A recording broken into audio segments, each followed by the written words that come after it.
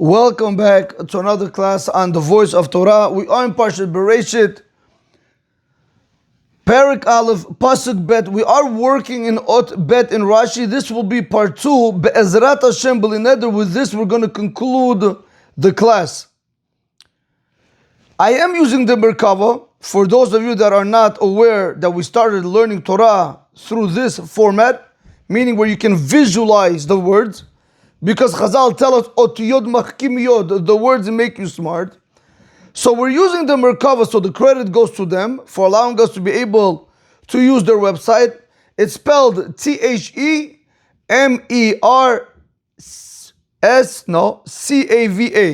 One more time, ThemerCava.com. You go on it, Rabotai, you'll see. You have their Tanakh, Talmud, Mishnah, Halacha. It's beautiful.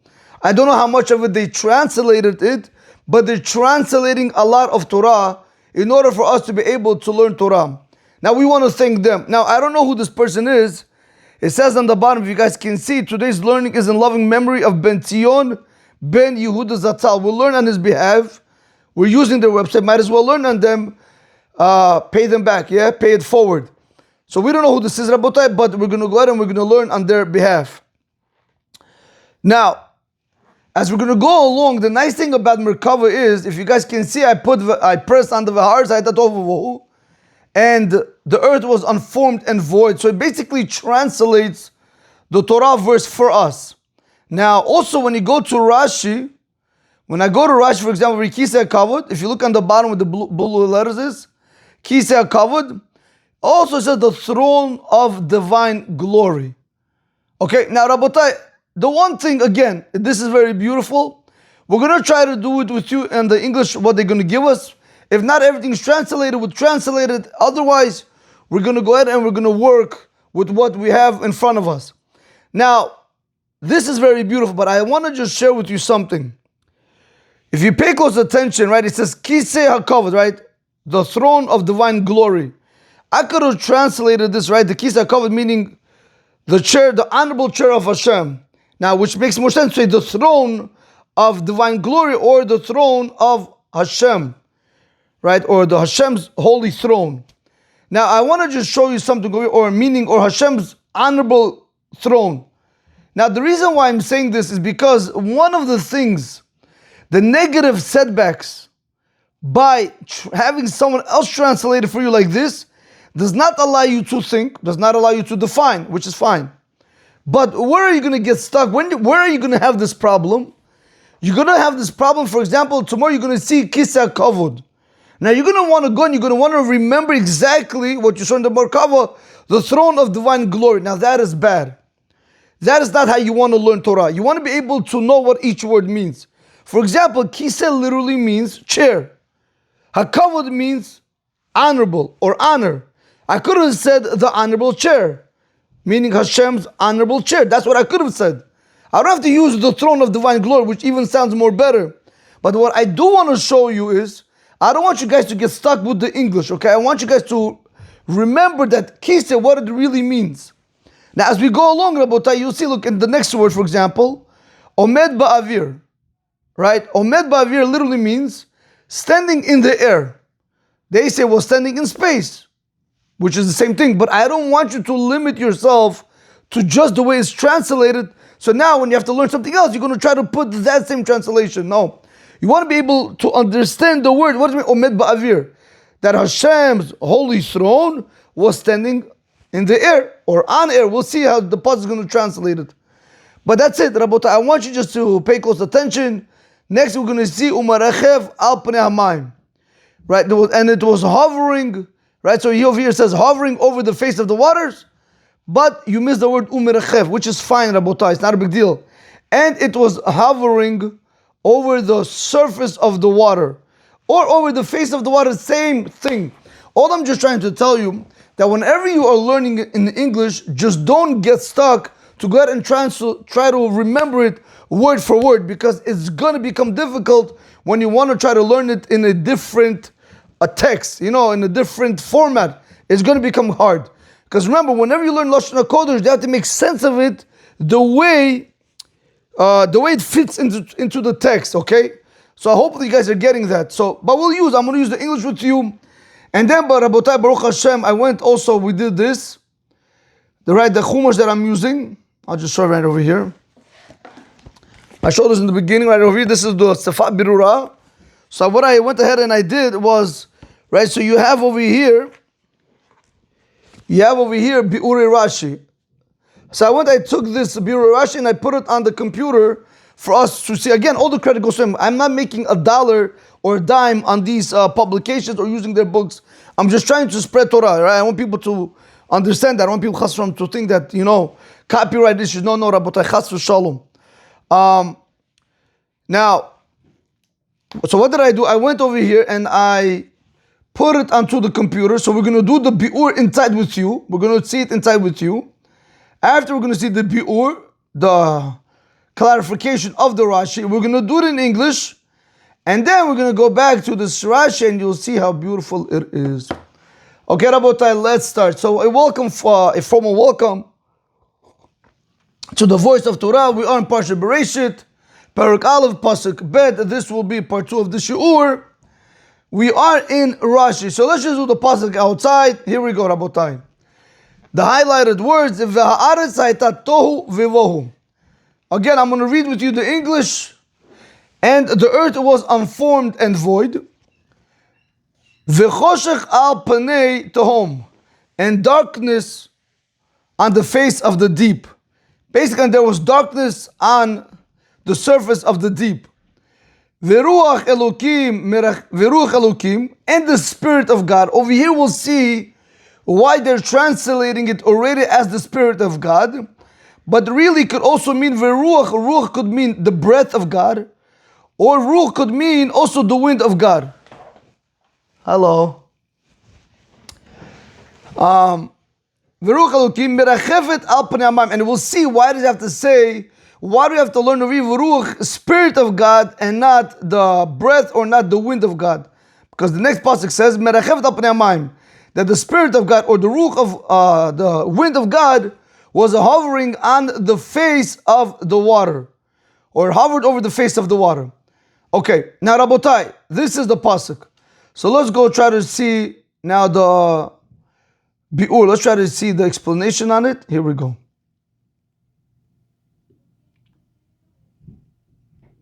Okay, so in the book it brings down, it says, whenever it says in the Torah,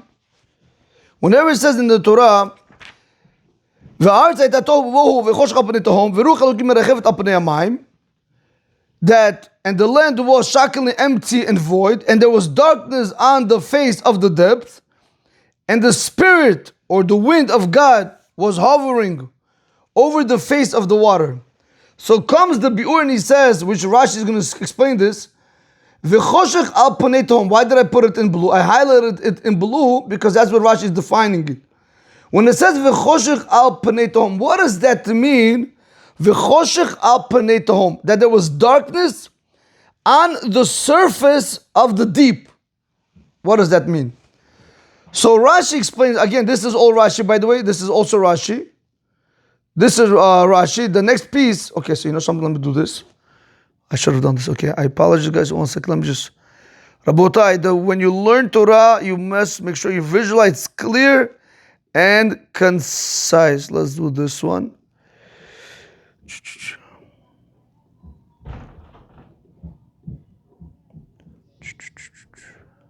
Yeah. So this, the dark red, what you see right over here, that those words, the blue and the red, those words are mamish Rashi. Rashi says, whenever you see the language, whenever it says in the Chumash, whenever it says in the Torah, V'ha'aretz hayta tohu v'vohu, and the land was void and desolate, V'choshech al panei tehom, when it says these words, and that there was darkness on the face of the deep, do you know what does that mean on the face of the deep? Rashi explains, Al panei hamayim she'al ha'aretz. The word tehom over here, this word tehom,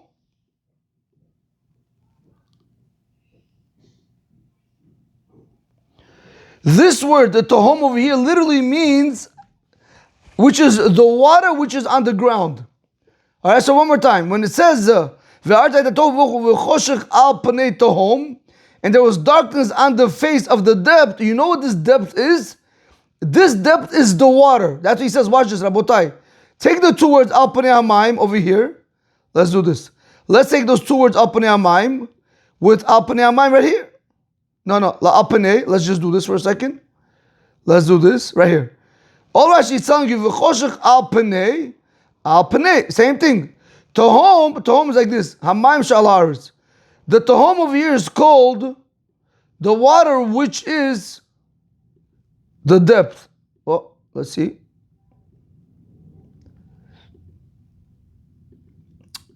I hope you guys see that. Okay, I know it's red. Maybe that's a bad thing, but let's try to go like that. So one more time, Rabotai. When it says v'choshech al panei tohom, Rashi is defining the word tohom to mean hamayim shal haaretz. He's calling the water which is the depth.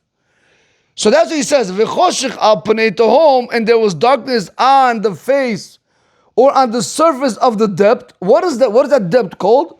So Rashi says, al panei in the yellow, we're going to leave al panei on the surface.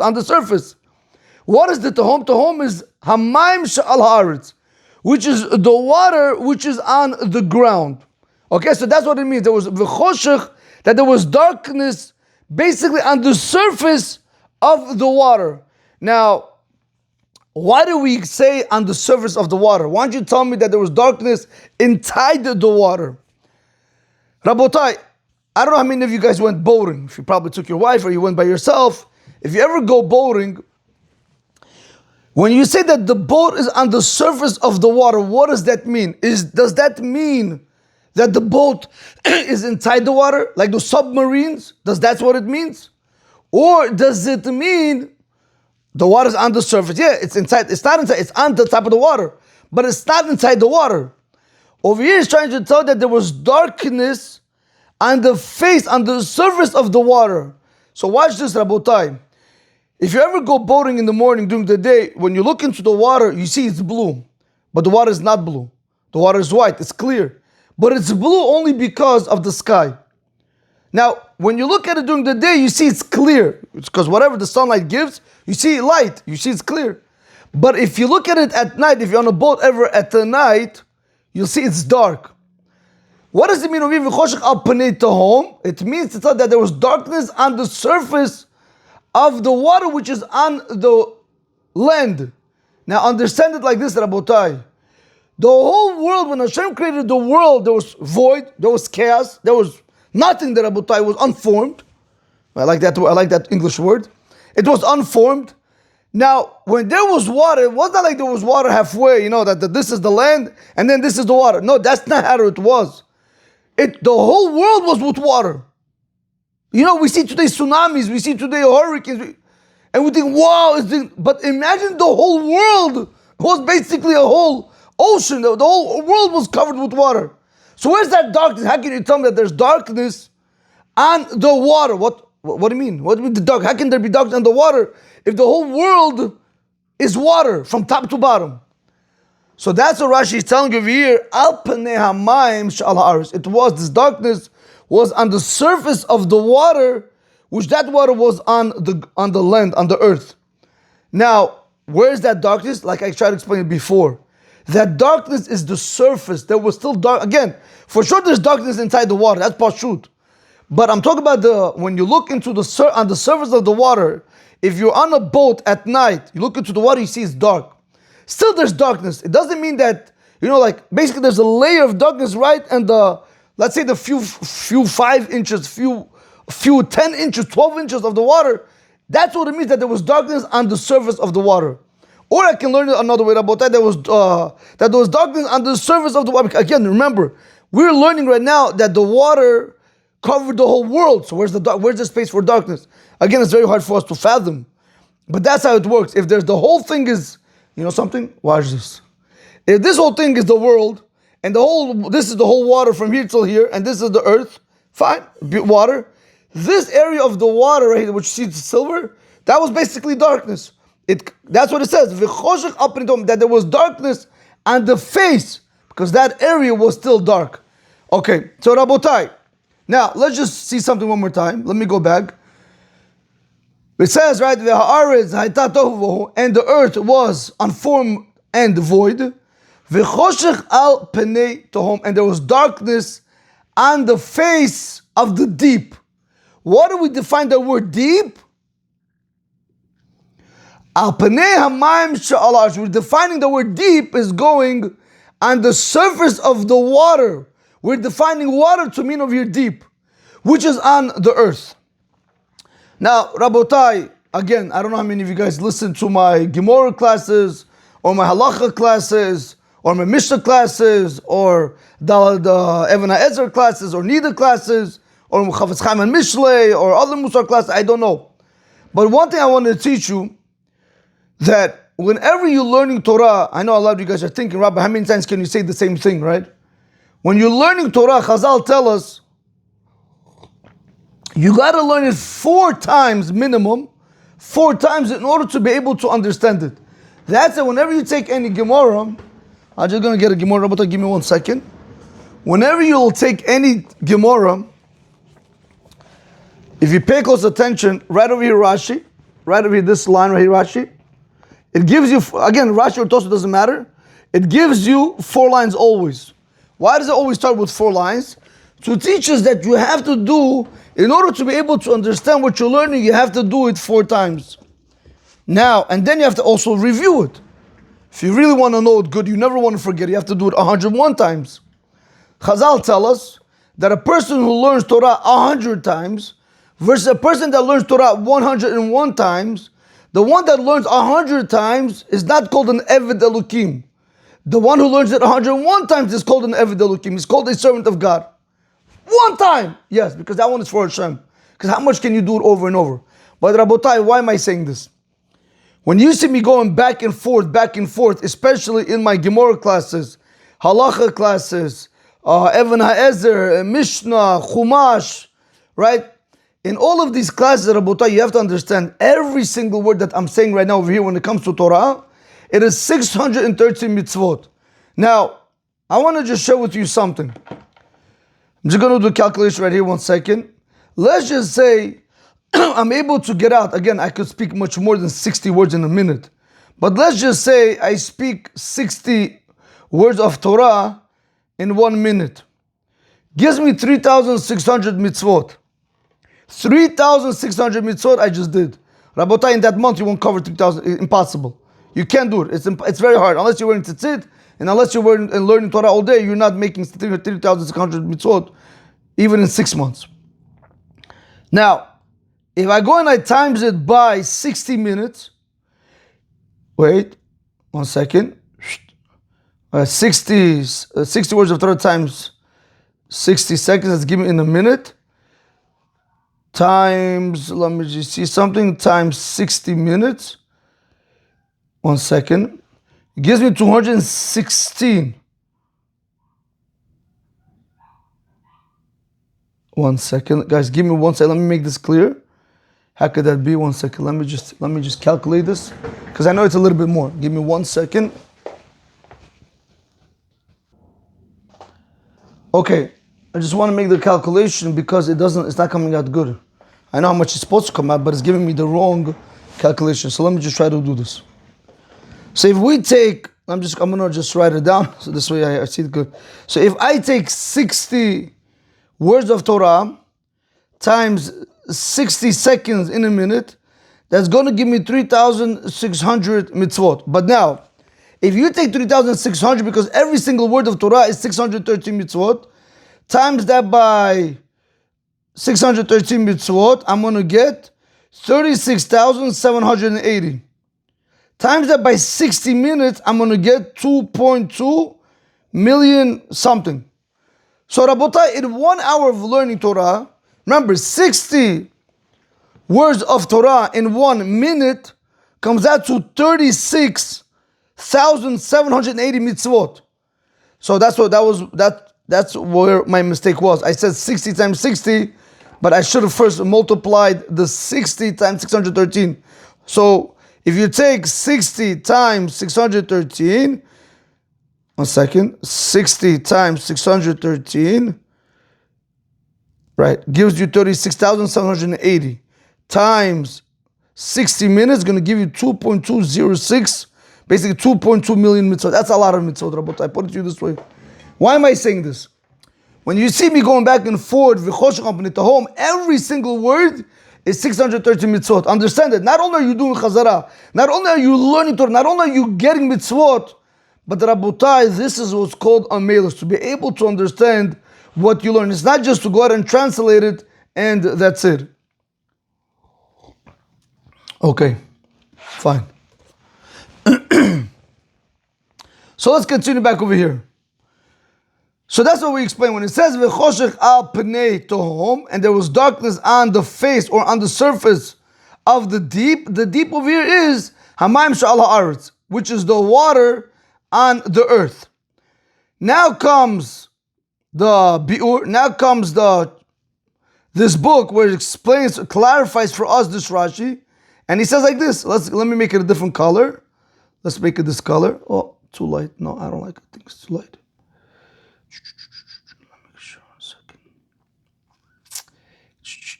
Let's make it, okay. So he says like this. She'ad nivra ha'or haya choshech shorer sham. Until the light, here we go, Rabotan, right over here. She'ad shenivra ha'or, until the light was created, haya choshech shorer sham. Darkness ruled there. In the tohom, and on this surface of the water, there was darkness. ואין לפרש הכוונה לתהום העמוקה שמתחת לארץ. ואין לפרש הכוונה לתהום העמוקה שמתחת לארץ. Do not explain that the kavanah, that the intention of this pasuk is going on the deep, on the depth, which is underneath the ground. Because remember, there's also darkness underneath the ground. So he says, "Ve'en lefaresh shekavana letohom ha'amuka shemitach ba'aretz." Do not explain when it says "v'chosh al pnei hamayim." When it says over here "v'chosh al pnei," I'm sorry. When it says over here "v'chosh al pnei tohom," not al mayim, because that's the translation. Don't say when it says over here "v'chosh al pnei tohom." Don't learn it that is going on the depth, which is very deep, which is underneath the ground, because that's also choshech over there. So I would have thought to say "v'chosh al pnei tohom" that there was darkness, right, on the face of the deep, meaning where's the deep? Under the ground. Don't do that. Why? What's his proof? Shaharei choshech, because darkness, shorer sham, gam la'achal b'riyat ha'or, because darkness ruled there even after the creation of light. Because remember, once the light was created, there was no more darkness.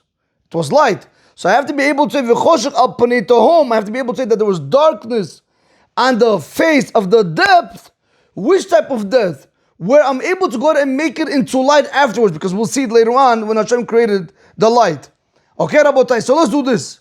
So let's do it one more time. When it says in the Torah, and the land was void, when the land was void and unformed, v'choshech al pnei tohom, and there was darkness on the face of the deep. What does this word deep mean? We're going to understand it. Al panei hamayim she'al ha'aretz. This darkness was on the surface of the water which is on the earth. Because until the light was created, darkness controlled, darkness ruled over there, meaning on the surface, basically on the darkness which was on the surface of the water.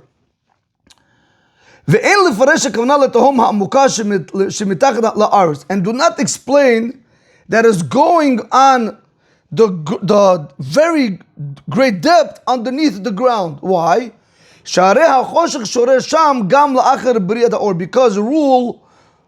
Because darkness rules there also, even after the creation of light. So we need to be able to learn that the word tohom, when it says v'chosh al pnei tohom, it has to be going on type of choshech, where it was able to become light. Fine.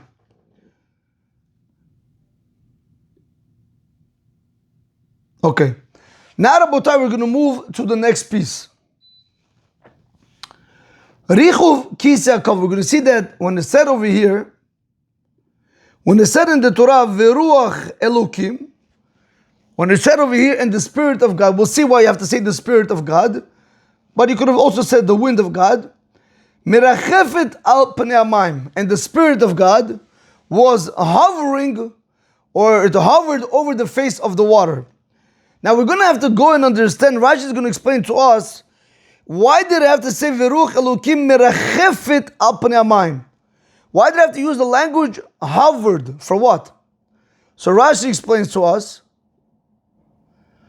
So that's why he said Richuf Kisa covered. When it says in the Rashi, when it says in the Chumash, Veruach Elokim merachefet, the Richuf, the hovering is really going on the Kisa covered. It's really going on the on Hashem's throne of glory. So he said again, Rabotai, Veruach Elokim merachefet al panei hamayim. Right, this is the pasuk in the Torah. Veruach merachefet al panei hamayim. Yes. In the blue, this is the Torah. Let me just see Rashi 1 second.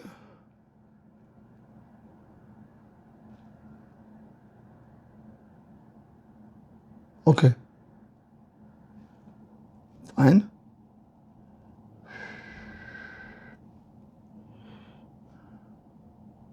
Okay. So I'm just seeing which one is Rashi over here. I think this is all Rashi over here. No, so it's right here. This is okay. Okay. Rabotai, this is Rashi.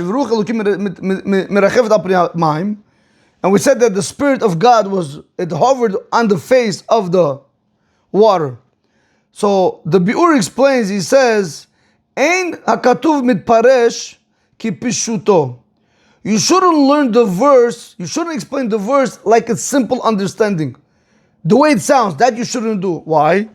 Shiken beruach en nofel lashon richuv.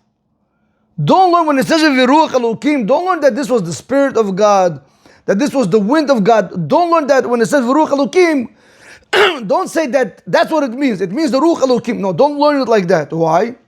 Shiken beruach en nofel lashon richuv. Because whenever you're using the language ruach, which literally means wind, or breath, or spirit, the language of richuv, hovering, does not fall on it. You can't use the language with wind. Why? Because the only language you could use, ki'im lashon nishiva. The only language you could use with ruach is the language of blowing. Whenever I speak about breath, you know when you breathe, it moves, it blows. You tell me the wind, it blows. The spirit, it moves. So don't learn when it says Veruach Elokim, don't learn that it's mamish, that's what it means. It doesn't mean the Spirit of God. But rather, Eila Ruach Elokim, rather whenever he says over here, you see I made it in the red over here.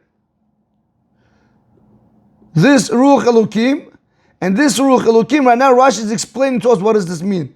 Rather, this Ruach Elokim merachevet al pnei hamayim is Hu kisi hakavod. When it says in the Torah, Veruach Elokim merachevet al pnei hamayim, that that the Ruach Elokim it hovered on the face of the water. Understand, Rabotai, this Ruach Elokim is Hu kisi hakavod. That is Hashem's honorable throne. Now he explains to us why it says ruach, why it says merachefet, richuf. Shehaya omed ba'avir, because HaKadosh Baruch Hu's throne of glory, his kisa covered was standing in space, it was standing on the air. Umirachev al pnei hamayim, right over here. Shehaya omed ba'avir, it was standing on the air, or in the air. Umirachev al pnei hamayim, and it was hovering on the face of the water, it was hovering on the surface of the water. What does that mean? It was hovering on the surface of the water. Rabotai, look how crazy this is. Continues the biur. Nogeya ve'ena nogeya b'hem. Hashem's kisei covered was touching the water, and it was not touching the water. What does that mean? Touching and not touching. It was barely touching. Like it was a hair's breadth, Rabotai. It was so close. It was literally, if I look from a distance, it's touching. But if I come close, it's not touching. That's what it means. No gave, ain't no give. And we'll understand this better when we're going to see right now when dove, when it covers its baby. We'll see right now. So why does so basically you have to understand, if we're speaking about over here, Kisa Kavod, Hashem's honorable glory, Hashem's honorable throne, we're speaking about Hashem's chair. So why did the Torah say Viruach Elokim? Just tell me. Kisa Kavod. So he said, I'll tell you why. The reason why Hashem had to use the language Ruach Elokim, Lefish Amidatohi Beruach Piv Shalakadosh Baruch Hu Bema Amaro. 1 second, let me get this out up.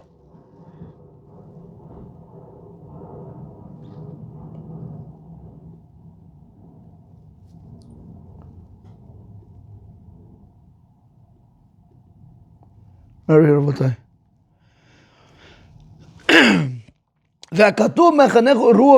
So why did the Torah went out of its way? And why did it have to say Ruach Elokim? Why did it have to say the Spirit of God? Very simple. Because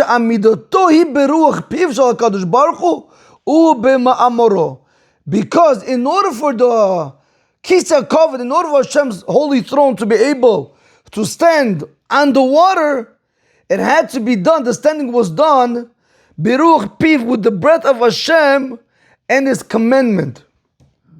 That's why He says the Ruach Elokim. Really, the Torah, when it says, okay, let me do it with you guys inside. 1 second. When it says over here, why did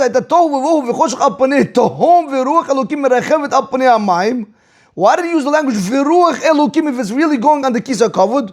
Because in order for this Kisa Kavod to be able to hover over the water, you needed the Ruach Elokim, you needed the breath of Hashem, or the Spirit of Hashem, the speech of Hashem, to keep it basically hovering over the water. That's what He's telling us over here. So one more time. V'akatuv mechanechu Ruach Elokim. The reason why the Torah went and it nicknamed Ruach Elokim the Kisa Kavod, lefi she'amidoto hi beruach piv shel HaKadosh Baruch Hu. Because the way the Kisa Kavod was able to stand was with the Ruach Piv, with the breath of Hashem and His command. Now we understand something else. When it says richuv, when it says hovering, when you take the language richuv, if you want to understand what does that mean, what does it mean, touching, not touching? Very simple. If you take the word richuv, it's like a yonah, it's like a dove which hovers over its nest, over the babies. She'omedet me'alav, that it stands on it. Ach en gufan nish'an u'mechabid alav, but the body of the dove, it doesn't rest itself, it doesn't make it heavy on the nest. Elahi nogat ve'ena nogat, but rather the dove, it touches the baby enough, but it also doesn't touch it too hard. So it's barely, it's there just to cover it, to make sure that it's able to, to be able to hatch. Now, Rashi is going to conclude with these words. Where is this? Where did my cursor go? Oh, right here. Okay. Rashi is going to say, what is this? It's called akavotar, belaz. Akavotar literally means lechasod, kisui milamala. This word basically means to cover from above. So, Rabotai, let's put it like this. Let's do this together. When it says over here, Va'aretz hayta tohu v'vohu, and the land was unformed and void, Ve'choshech al parei tahom, and there was darkness on the face of the deep. And we know on the face of the deep means on the darkest part of the water, which was on the earth. Ve'ruach Elokim merachevet al pnei hamayim. When it says Ve'ruach Elokim, it's really going on the Kisa Kavod. Why did it say the Kisa Kavod? Why did it have to say Ve'ruach Elokim if it's really Kisa Kavod? Very simple. Because the way the Kisa Kavod was able to stand was through Hashem's breath, was through Hashem's commandment. Merachevet al pnei hamayim. It was hovering on the face of the water. Why the Lashon hovering? Excuse me, Rabotai. Because, Rabotai, the Lashon hovering tells us because wind moves. But we needed the Kisa Kavod to hover, to be able to stand in one place. That's what he says, Merachevet, it's the same thing like the dove, where it touches but it doesn't touch. It's enough to be able to give heed to the children. Same with the Kadosh Baruch Hu, Rabotai. The Kisei Kavod was basically like on the water, hovering on the water, so close to it, but not really touching it. Okay, now that we know that, let's just go see the English, and then we're going to do the Rashi, and with that we're going to conclude. Okay, here we go, Rabotai. Hovering of the throne of glory. Understanding Bereshit Perek 1, pasuk 2, Rashi and Midrash explanation. When it says V'choshech al panei tehom, darkness on the deep, refers to darkness over the waters covering the earth. Right? Like we explained. When it says V'choshech al panei hamayim, V'choshech al panei tehom, it's going on the darkness over the waters covering the earth. Right? That darkness, like I explained, with this cup, the beginning over here, right, Rabotai?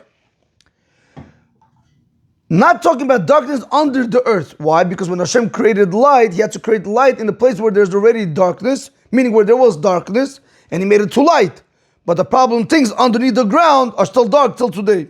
So therefore, it cannot be speaking about, when it says in the pasuk, when it says in the Torah, V'choshech al panei tehom, don't learn the language tehom that is going on underneath the ground. That's not what's going on. It's really going on the surface of the water.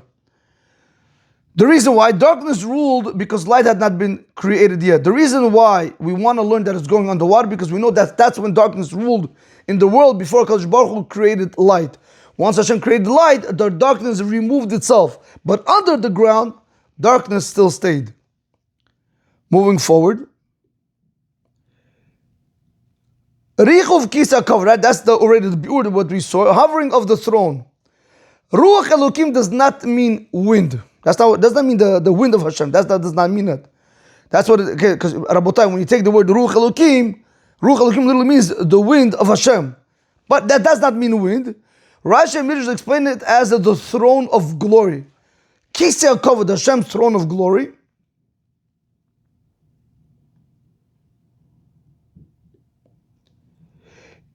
It was hovering above the water, touching and not touching, like the dove. Like a dove hovering over its nest, close, gentle, but not leaning. Why did I have to say Ruach Elokim? Why didn't you just say Kisei Kavod? Very simple. Because powered by Hashem's command, Ruach Piv Uma'amaro, it went by Hashem's breath and His command. That's why we say Ruach Elokim. We could have said Kisei Kavod, but the reason why we said Ruach Elokim, because the way the Kisei Kavod was able to hover over the water is through Hashem's command. Then we said the metaphor about the hovering, dove above the nest. Rashi compares the hovering to a dove over her chicks.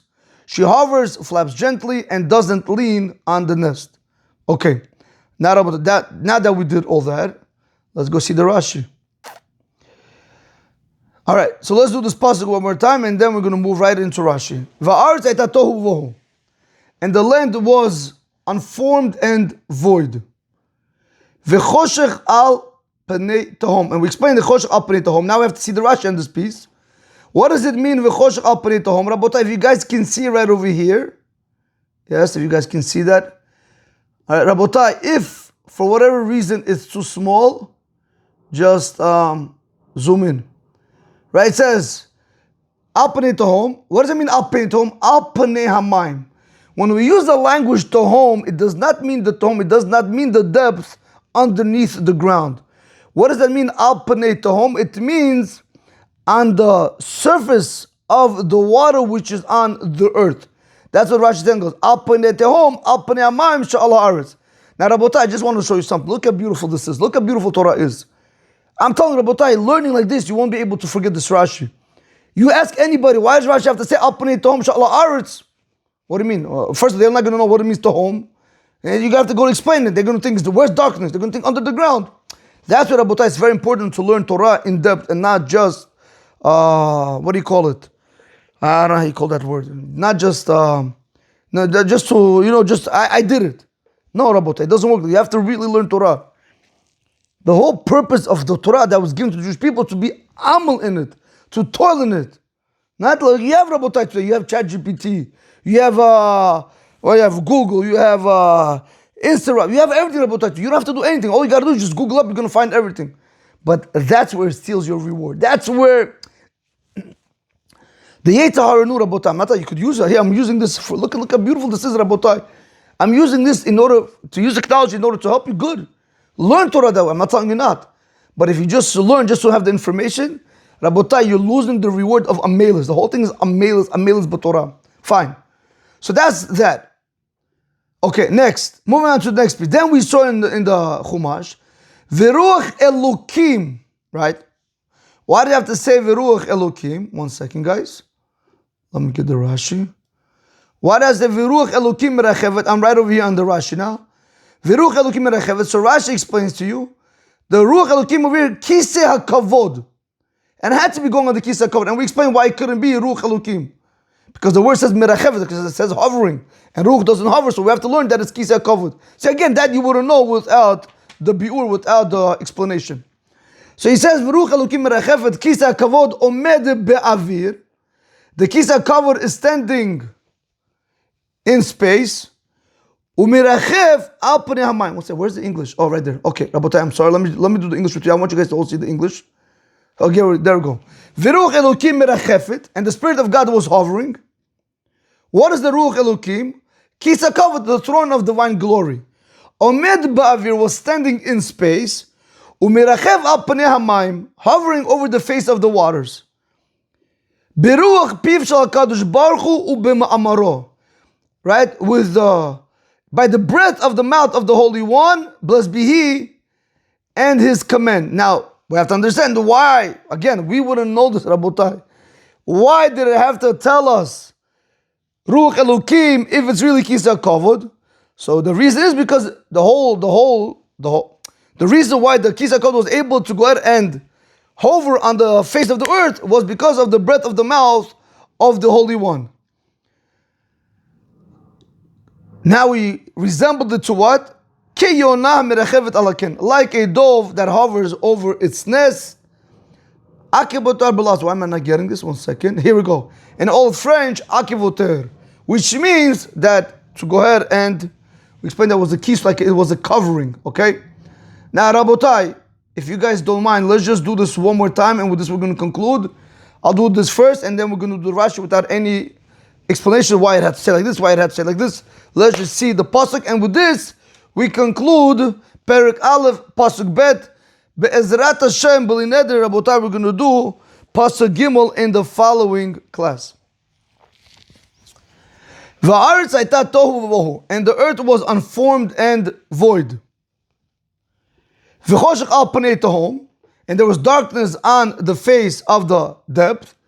Veruach Elokim, in the Spirit of God, merachevet al panei hamayim, hovered over the face of the water. Rashi, al panei tehom, on the face of the deep. What did that mean? Al panei hamayim, it means on the face of the water, which were upon the earth. Veruach Elokim merachevet, and the Spirit of God was hovering. What does that mean?